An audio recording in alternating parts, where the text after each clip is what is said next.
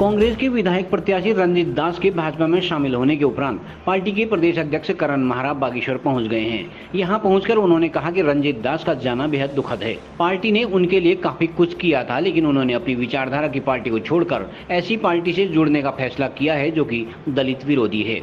कांग्रेस प्रदेश अध्यक्ष ने कहा कि रंजीत दास के जाने से कांग्रेस अब ज्यादा आक्रोश के साथ चुनाव मैदान में उतरेगी, क्योंकि कांग्रेस का प्रत्येक कार्यकर्ता उनके जाने से आक्रोशित है तथा भाजपा को हराकर इसका जवाब देने को आतुर है।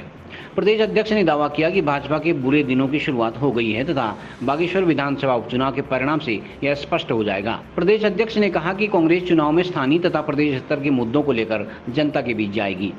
हर चीज़ के दो पहलू होते हैं। निश्चित ही बुरा लगने वाली बात है, जिस व्यक्ति को लंबे समय से अपने परिवार में देखा हो उसके जाने से दुख होता है, लेकिन मौका परिस्थिति का इससे बड़ा उदाहरण कोई नहीं हो सकता। फादर को कांग्रेस ने कैबिनेट मंत्री बनाया, बेटे को चेयरमैन का चुनाव लड़ाया, बेटे को हरीश रावत जी के साथ ओएसडी बनाया, बेटे को विधायक का चुनाव लड़ाया और वर्तमान में भी जो पैनल गया है उस पैनल में उनका नाम है रंजीत दास जी का। लेकिन टिकट का इंतज़ार किए बिना वो जिस तरीके से उन्होंने भारतीय जनता पार्टी ज्वाइन की है, निश्चित ही ये दुखद है। और दुखद इसलिए भी है कि कांग्रेस में इतने वर्ष रह के वो कांग्रेस की आइडियोलॉजी को नहीं समझ सके।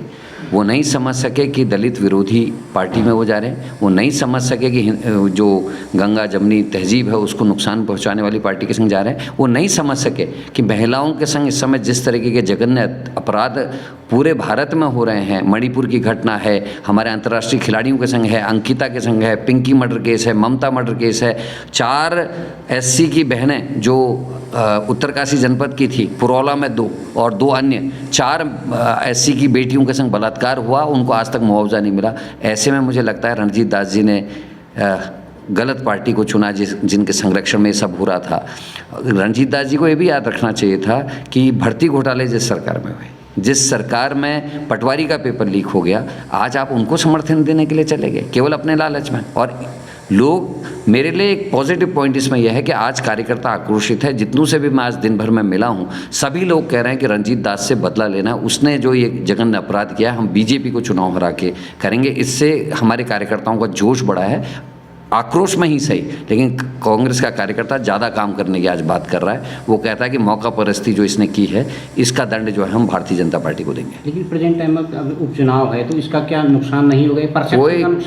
कोई नुकसान नहीं होगा। हमारी भी एक ज्वाइनिंग होने वाली है, बड़े अच्छे लोग कांग्रेस में ज्वाइन करेंगे, कोई नुकसान नहीं होगा।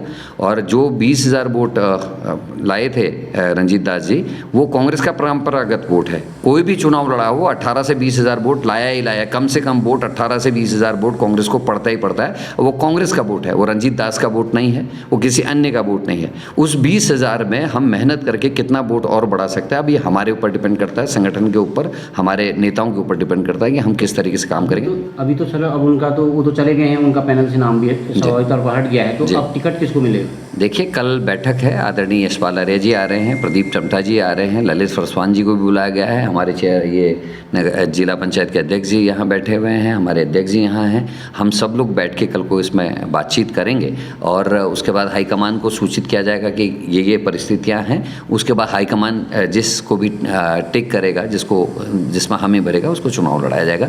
कल एक बड़ी ज्वाइनिंग यहाँ आपको देखने को मिलेगी और उसमें सभी वो लोग हैं जो कांग्रेस की आइडियोलॉजी को आप कह रहे हैं हम स्वीकार करते हैं, और सबका एक ही उद्देश्य है कि हम भारतीय जनता पार्टी को इस चुनाव में हराएं। दोनों का समावेश होगा। एक अंतर्राष्ट्रीय खिलाड़ियों के संग जो हुआ है, महिलाओं के संग, बेटियों के साथ जो है, अंकिता मर्डर केस है हमारे लोकल में, 4 एससी की बहनों का उत्तरकाशी जनपद में रेप हुआ है, ममता का रेप हुआ, पिंकी का रेप हुआ, हाथीबरगला देहरादून प्रॉपर में मंत्री के घर के बगल में रेप और मर्डर हुआ है। हरिद्वार में बीजेपी के किसान मोर्चे के अध्यक्ष ने रेप किया है, जिसमें एफआईआर हुई है। तो ये सारी चीज़ें ऐसी हैं जिनको हम लेकर लोगों के बीच में आएंगे। जिला विकास प्राधिकरण में पहली आत्महत्या इसी बागेश्वर में हुई थी।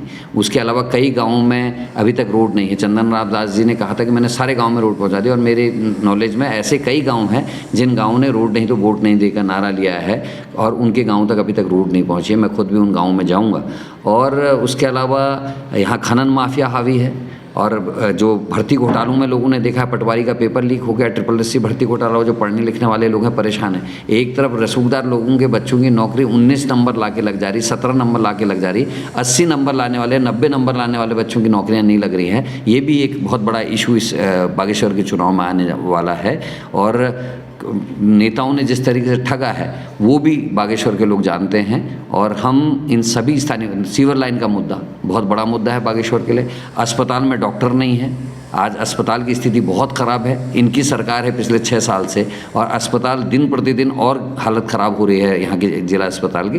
तो ये सारे ऐसे इशू हैं जिनको लेके हम जनता के बीच में जाने वाले हैं, और जनता का जो सहयोग दिखाई दे रहा है वो निश्चित ही हमारे उत्साह बढ़ाने वाला है। CCN न्यूज़ के लिए ब्यूरो रिपोर्ट बागेश्वर।